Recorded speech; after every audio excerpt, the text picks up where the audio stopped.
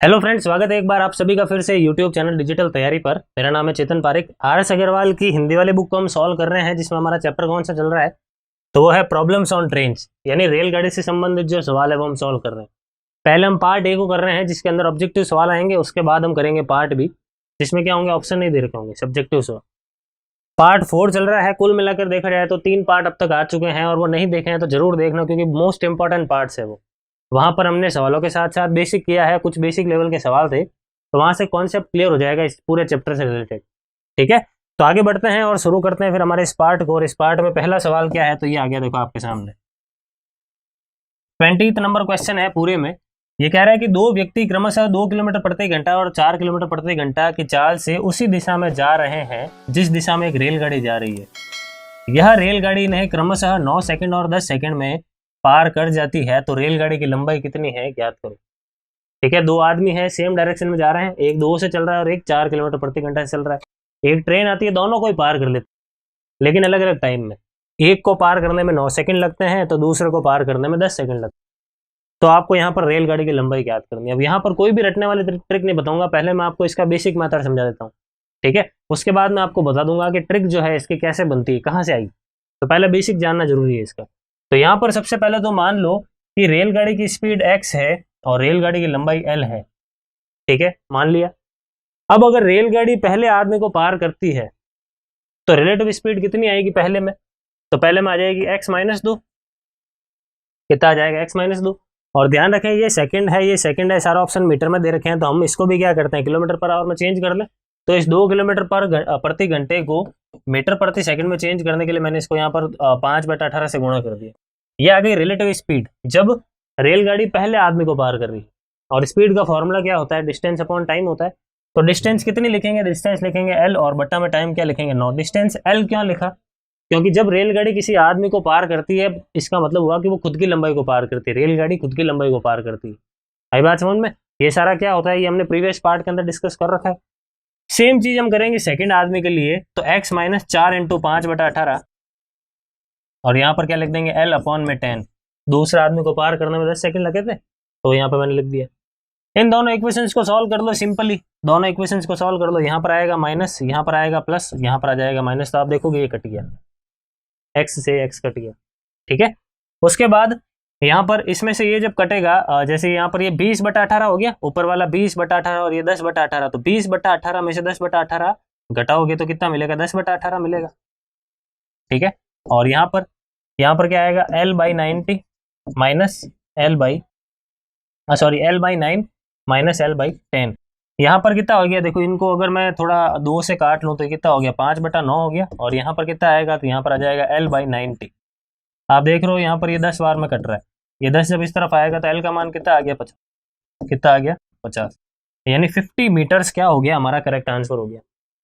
आई बात समझ में, 50 मीटर्स क्या हो गया हमारा करेक्ट आंसर। क्लियर है, आई होप अच्छी तरीके से ये चीज़ आपको समझ में आ चुकी है। अब इसी सवाल को अगर आप चाहते हो कि सर शॉर्ट ट्रिक से करना है, तो शॉर्ट ट्रिक बिल्कुल यहीं से बनी है। शॉर्ट ट्रिक बिल्कुल यहीं से बनी, जैसे आप देख सकते हो यहाँ पर कि ये x से x तो वैसे भी कटने वाला है, ये x से x तो वैसे भी कटने वाला है। तो आप क्या करो, डायरेक्टली आप l/9 और l/10 का डिफरेंस, ये वाला जो डिफरेंस है वो आप इक्वल पुट कर लो। किसके इक्वल पुट कर लो, तो आप इन दोनों के डिफरेंस के इक्वल पुट कर लो। आई बात समझ में, इन दोनों का डिफरेंस कितना आ रहा है, 2 किलोमीटर प्रति घंटा। तो उस 2 किलोमीटर प्रति घंटा को मीटर पर सेकंड में चेंज कर लो, तो वो यही मिलेगा 10/18। तो इन दोनों के डिफरेंस को, मतलब यहाँ से जो आप स्पीड निकाल रहे हो उनके डिफरेंस को इन दोनों के डिफरेंस के बराबर पुट कर दो, और डायरेक्ट आंसर आ गया। आई बात समझ में। तो आप ऐसे भी कर सकते हो, बेसिक पता होना बहुत ही ज़्यादा जरूरी है, ताकि सवाल को थोड़ा जब इधर उधर कर दिया जाए, थोड़ा सा सवाल को घुमा दिया जाए, तो आप आसानी से वहाँ पे कर सको। ठीक है, आगे बढ़ते हैं हमारे अगले सवाल की और। Question number 21। क्वेश्चन नंबर 21 क्या कह रहा है हमें, तो ये कह रहा है कि 240 मीटर लंबी एक रेलगाड़ी अपने सामने से विपरीत दिशा में 3 किलोमीटर प्रति घंटा की चाल से रेलवे लाइन के साथ साथ आ रहे व्यक्ति को 10 सेकंड में पार कर जाती है, तो रेलगाड़ी की चाल कितनी है, ज्ञात। एक 240 मीटर लंबी रेल है, वो सामने से आने वाले व्यक्ति को पार कर लेती है, 10 सेकंड में पार कर लेती है, तो रेलगाड़ी की गति कितनी है। कितना सिंपल सवाल है। अब दोनों अपोजिट डायरेक्शन में, आदमी ऐसे आ रहा है, रेल ऐसे जा रही है, अपोजिट डायरेक्शन में, मतलब रिलेटिव स्पीड यानी सापेक्ष गति कैसे निकालेंगे, दोनों को ऐड करके निकालेंगे। तो ऐड कर लेते हैं, 3 किलोमीटर प्रति घंटा और रेलगाड़ी की गति क्या है मुझे नहीं पता, तो मान लिया है x। तो x प्लस 3 ये क्या आ गया, रिलेटिव स्पीड। और स्पीड का फॉर्मूला क्या होता है, डिस्टेंस अपॉन टाइम। तो डिस्टेंस कितनी है, तो डिस्टेंस लिख दो 240। भाई जब ट्रेन किसी आदमी को या फिर पोल को, खंबे को पार करती है, टावर को पार करती है, इसका मतलब क्या हुआ, वो खुद की लंबाई को पार करती है, क्योंकि टावर, पोल, आदमी, इन सारे की लेंथ को अपन नेग्लिजिबल मानते हैं। ठीक है, और तो ये तो मैंने लिख दिया लेंथ, और डिवाइड में क्या लिखेंगे, टाइम। सही है, यहाँ पर मैंने लिख दिया देखो टाइम। तो ये क्या आ गया, डिस्टेंस अपॉन टाइम, स्पीड आ गई। एक चीज का ध्यान रखना है कि ये 3 किलोमीटर प्रति घंटा है, ये सारा हमने मीटर पर सेकंड में लिखा है। आप देख सकते हो आपका सारा का सारा जो आंसर है ना वो किलोमीटर प्रति घंटा में है। तो मैं क्या करता हूँ कि ये जो चीजें है ना मीटर पर सेकंड वाले, इसको मैं इस बार किलोमीटर पर आवर में चेंज कर देता हूँ। तो इस बार मैं यहाँ पे क्या कर रहा हूँ, इंटू 18/5 कर रहा हूँ। आई बात समझ में, अब इसको सॉल्व करना है। तो यहाँ पर आप देख सकते हो 0 से 0 कट गया। ठीक है, इसके बाद में 18 इंटू 4 72, यहाँ पे आ गया 7, 18 इंटू 2 36, और 36 और 7 कितने हो गए 43, डिवाइडेड बाई 5। ये किसके इक्वल है, x प्लस 3 के। तो यहाँ से आप देखोगे x plus 3 is equal to, जब इसको डिवाइड करोगे तो 86.4 मिल रहा है। ये 3 जब इसको माइनस करेगा तो x का मान कितना आएगा, 83.4 आ जाएगा। ठीक है, तो 83 kilometre per hour, option C क्या हो गया हमारा करेक्ट आंसर। आई बात समझ में, बहुत ही सिंपल सवाल है। ठीक है, तो जिन जिन लोगों ने 3 पार्ट्स पूरे पूरे देखे हैं और अपने हाथों से एक एक सवाल को ट्राई भी किया है, उनके लिए ये सवाल अब बहुत ही सिंपल से होंगे, क्योंकि उनका बेसिक स्ट्रांग हो चुका है।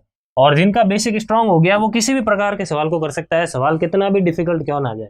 इसलिए मैं कहता हूँ कि हिंदी वाली और इंग्लिश वाली RS अग्रवाल को एक बार पूरी पूरी जरूर कर लें। ठीक है, तो वहां से अच्छा खासा बेसिक बिल्ड हो गया, उसके बाद आप किसी हायर लेवल की बुक पे जा सकते। अब आते हैं हमारे इस सवाल के ऊपर। क्वेश्चन नंबर कौन सा है, ये है 22। ये कह रहा है कि एक रेलगाड़ी 30 किलोमीटर प्रति घंटा की चाल से जा रही है। एक व्यक्ति उसी दिशा में पटरियों के समांतर 15 किलोमीटर प्रति घंटा की गति से दौड़ रहा है। यदि रेलगाड़ी उस व्यक्ति को 48 सेकंड में पार कर लेती है तो रेलगाड़ी की लंबाई कितनी है ज्ञात। ये भी सिंपल सा सवाल है। इस बार रेलगाड़ी पार कर रही है आदमी को, यानी लेंथ कितनी कवर कर रही है, जितनी खुद की लंबाई है, लेकिन इस बार दोनों सेम डायरेक्शन में जा रहे हैं। इसका मतलब जो सापेक्ष गति है हम कैसे निकालेंगे, वो माइनस करके निकालेंगे, क्योंकि सेम डायरेक्शन में। तो ये 30 किलोमीटर प्रति घंटा से जा रहा है, ये 15 किलोमीटर प्रति घंटा से जा रहा है, तो दोनों का डिफरेंस कितना आएगा, 15 किलोमीटर पर आवर आएगा। माइनस क्यों कर रहा हूँ, क्योंकि सेम डायरेक्शन में। ये किलोमीटर पर आवर में, इसको मैं इंटू 5/18 कर देता हूँ ताकि ये मीटर पर सेकंड में चेंज हो जाए, क्योंकि मेरे पास सारे ऑप्शन मीटर में दे रखे हैं। तो ये आ गई स्पीड, रिलेटिव स्पीड, और स्पीड इज इक्वल टू क्या होता है, डिस्टेंस अपॉन टाइम। डिस्टेंस कितनी है, तो डिस्टेंस है यहाँ पे हमें दे ही नहीं रखी, वो तो फाइंड करना है, तो मान लिया L, और अपॉन में लिख देंगे टाइम। कितना टाइम लगा रेलगाड़ी को उस आदमी को पार करने में, तो आप देख सकते हो टाइम लगा 48 सेकंड्स का। तो ये यहाँ पे मैंने लिख दिया 48। यहाँ तक आई बात समझ में। अब इन चीज़ों को सारों को मतलब सॉल्व करना है। 3 से काट लिया 5 बार में, 3 से काट लिया 6 बार में, 6 से इसको काट लिया 8 बार में। ये जब 8 इस तरफ आएगा तो 8 इंटू 5 40, और 40 इंटू 5 कितना हो जाएगा 200। तो आप देख सकते हो L का मान कितना आ गया, 200 मीटर आ गया। L का मान कितना आ गया, 200 मीटर, यानी ट्रेन की लेंथ कितनी है, 200 मीटर से। ठीक है, आगे बढ़ते हैं अगले सवाल की ओर। नेक्स्ट क्वेश्चन है 23 नंबर। फटाफट से एक बार पॉज करें और ट्राई करें अपनी तरफ से क्या कह रहा है ये सवाल। तो ये कह रहा है कि 2 रेलगाड़ियां जिनकी चाल 3:4 के अनुपात में है, समांतर पटरियों पर विपरीत दिशाओं में जा रही है। यदि प्रत्येक रेलगाड़ी एक खंबे को पार करने में 3 सेकंड ले तो वे कितने समय में एक दूसरे को पार कर लेंगी। ये कह रहा है कि 2 रेलगाड़ियों की चाल का जो रेशियो है वो आपको इस बार दे रखा है 3:4। ठीक है, समांतर पटरियों पर विपरीत दिशाओं में ये आ रही है। आगे ये कह रहा है कि यदि प्रत्येक रेलगाड़ी एक खंबे को पार करने में 3 सेकंड का टाइम ले रही है तो वे कितने समय में एक दूसरे को पार करेगी। इसका पहले बेसिक समझना है, ध्यान से, बेसिक से करना बहुत ही ज्यादा जरूरी है। तो यहाँ पर अब क्या क्या है स्पीड, तो मान लिया 3x और 4x ये स्पीड है दोनों ट्रेन, 3x और 4x एक्चुअल स्पीड मान ली। अब यहाँ पर क्या है कि एक खंबे को ये 3 सेकंड में पार कर लेती है, तो यहाँ से मैं ट्रेन 1 की स्पीड निकाल सकता हूँ। कि स्पीड का फॉर्मूला क्या होता है, डिस्टेंस अपॉन टाइम होता है। सही है, डिस्टेंस कितनी, तो जब पहली ट्रेन खंबे को पार करेगी मतलब खुद की लंबाई को भी पार करेगी। ठीक है, और खुद की लंबाई को पार करेगी तो खुद की लंबाई है कितनी वो हमें गिवन नहीं है। देखो यहाँ पर लंबाई जो है ना ट्रेन की वो गिवन नहीं है, तो मैंने मान लिया कि लंबाई जो है वो T1 है। स्पीड को छोड़ के लंबाई को T1 मान लेते हैं। स्पीड तो हमें दे ही रखी है ना, रेशियो एक तरीके से। तो पहली रेलगाड़ी की speed 3x is equal to लंबाई बटा समय। लंबाई कितना T1 और बटा समय कितना 3 सेकंड। आई बात समझ में। उसी प्रकार से 4x बराबर T2 और अपॉन में क्या लिख दूंगा इस बार फिर से 3 लिख दूंगा। आई बात समझ में। ठीक है, ये हो गया पहले वाली रेलगाड़ी को खंबे को पार करने में जो समय लगा उसके अकॉर्डिंग सॉल्व कर दिया, और ये दूसरे वाले के अकॉर्डिंग मैंने सॉल्व कर दिया। ठीक है यहाँ तक। अब ये पूछ रहा है कि दोनों एक दूसरे को पार करने में कितना समय लेगी, समय फाइंड करना है। ठीक है, तो टाइम का फॉर्मूला क्या होता है? टाइम का फॉर्मूला होता है डिस्टेंस अपॉन स्पीड। ठीक है, अब दोनों ट्रेन जब एक दूसरे को पार कर रही है, इसका मतलब दोनों की कुल लंबाई एक तरीके से कवर हो रही है। तो दोनों की कुल मिलाकर लंबाई कितनी है वो मुझे नहीं पता, तो मैंने मान लिया T1 plus T2। T1 T2 माना है ना, तो कुल लंबाई कितनी होगी? T1 plus T2। और डिवाइड में हम क्या लिख देंगे? तो डिवाइड में हम लिख देंगे स्पीड। और स्पीड कौन सी लिखेंगे? रिलेटिव स्पीड लिखेंगे, क्योंकि दोनों ही ट्रेन चल रही है और दोनों अपोजिट डायरेक्शन में चल रही है। तो रिलेटिव स्पीड क्या मिलेगी? दोनों को जब जोड़ेंगे तो एक ही स्पीड को हमने 3x माना है, एक को 4x माना है, तो 3x और 4x कुल मिलाकर कितने हो गए? 7x हो गए। ये यहाँ पे मैंने लिख दिया 7। अब आप क्या कर लो, इन दोनों को सॉल्व करके T1 प्लस T2 की वैल्यू उठा के या तो यहाँ पे रख लो, या फिर आप इन दोनों को सॉल्व करके x की वैल्यू उठा के यहाँ पे रख लो, कुछ भी एक कर सकते। ठीक है, तो इसको जब मैंने सॉल्व किया तो आप देखोगे मैं क्या कर रहा हूँ, इन दोनों को जोड़ ही लेता हूँ पूरा का पूरा। तो जब मैं इनको जोड़ूंगा तो मैं देख रहा हूँ यहाँ पर ये 7x आ गया। ठीक है, कितना आ गया? 7x। और यहाँ पर ये देखो T1/3 प्लस T2/3, तो ये कितना हो गया? T1 plus T2/3। सही है, T1/3 प्लस T2/3, 1/3 को तो मैंने बाहर ले लिया, तो अंदर क्या बचा? T1 plus T2। ये कुछ इस प्रकार से। ठीक है, तो आप देख सकते हो यहाँ से आप क्या कर लो, ये T1 प्लस T2 की वैल्यू उठाओगे, आप देखोगे 21x मिल रही है। कितनी मिल रही है? 21x मिल रही है। ये उठा के यहाँ पर रख लो। आई बात समझ में? ये उठा के देखो यहाँ पर रख दिया मैंने, यहाँ पर रख दिया ये 21x। तो x से x कट गया, 21/7 कितना होगा? 3 सेकंड्स होगा। तो 3 सेकंड्स क्या हो गया हमारा करेक्ट आंसर, यानी ऑप्शन ए हमारा क्या है करेक्ट आंसर। अब ऐसे सवालों के लिए जबरदस्ती ट्रिक्स बनाने की जरूरत नहीं है। आप बनाने में यहाँ पे ट्रिक्स बना सकते हैं और मेरे पास ट्रिक है भी, लेकिन कितने सवालों के लिए आप ट्रिक्स बनाओगे? मतलब हर सवाल थोड़ा थोड़ा चेंज होता है। आप देख रहे हो ये सवाल थोड़ा सा चेंज हुआ, आगे आप बढ़ोगे फिर से थोड़ा सा चेंज होगा, तो ऐसे में इतनी सारी ट्रिक्स कैसे याद रहेगी? आई बात समझ में? तो ऐसे में बेसिक क्लियर होना जरूरी है। और देख सकते हैं आप बेसिक भी कोई इतना बड़ा नहीं है, जिनकी जम के प्रैक्टिस हो रखी है इन बेसिक्स के ऊपर, उनके लिए सवाल कुछ भी नहीं है, मात्र 5 सेकंड का सवाल है। ठीक है, तो आई होप कॉन्सेप्ट क्या है, पूरा बेसिक क्या है, अच्छी तरीके से आपको समझ में आ चुका है। ठीक है, तो यह है हमारा सवाल, इसमें क्या होगा? ऑप्शन ए हमारा करेक्ट आंसर होगा। क्लियर? आगे बढ़ते हैं हमारे नेक्स्ट सवाल की ओर। और अगला सवाल क्या है? तो ये देखो, यह है हमारा 24 नंबर क्वेश्चन। अब आप देखोगे फिर से थोड़ा सा चेंज होगा इस सवाल में। अब फिर से चेंज होगा तो कितने सवालों के लिए आप ट्रिक्स याद रखोगे? हालांकि ट्रिक्स है, लेकिन कितनी याद रखेंगे? ठीक है, तो इससे अच्छा है कि बेसिक क्लियर रहे। बेसिक क्लियर होगा तो कैसा भी सवाल हो जाएगा। जहां पर ट्रिक अप्लाई करे जैसी है वहां पर मैं आपको अच्छी तरीके से बता ही रहा हूँ। अब आ जाता है 24 नंबर क्वेश्चन पे। समान लंबाई की दो रेलगाड़ियां एक दूसरे के समांतर पटरियों पर एक ही दिशा में क्रमशः 56 किलोमीटर प्रति घंटा और 46 किलोमीटर प्रति घंटा के चाल से जा रही है। दो रेलगाड़ियां हैं, दोनों की लेंथ इक्वल है, पैरेलल ट्रैक्स के ऊपर वो चल रही है। दोनों की स्पीड क्या है? तो वो 56 और 46 है। ये कह रहा है कि तेज गति वाली रेलगाड़ी दूसरी रेलगाड़ी को 36 सेकंड में पार कर जाती है, तो प्रत्येक रेलगाड़ी की लंबाई कितनी है ज्ञात करो। फास्ट चलने वाली रेलगाड़ी स्लो चलने वाली रेलगाड़ी को पार कर लेती है कितने सेकंड में? 36 सेकंड में। तो आपको प्रत्येक रेलगाड़ी की लंबाई ज्ञात करनी है। अच्छा सवाल है, देखो फिर से थोड़ा चेंज हुआ है, अच्छी तरीके से पूरा ध्यान से समझना है। अब यहाँ पर क्या है, फास्ट वाली रेलगाड़ी स्लो वाली रेलगाड़ी को पार कर रही है, दोनों सेम डायरेक्शन में तो जा रही है। अगर सेम डायरेक्शन में जा रही है इसका मतलब हम रिलेटिव स्पीड यूज करेंगे। कैसे निकाल के यूज करेंगे?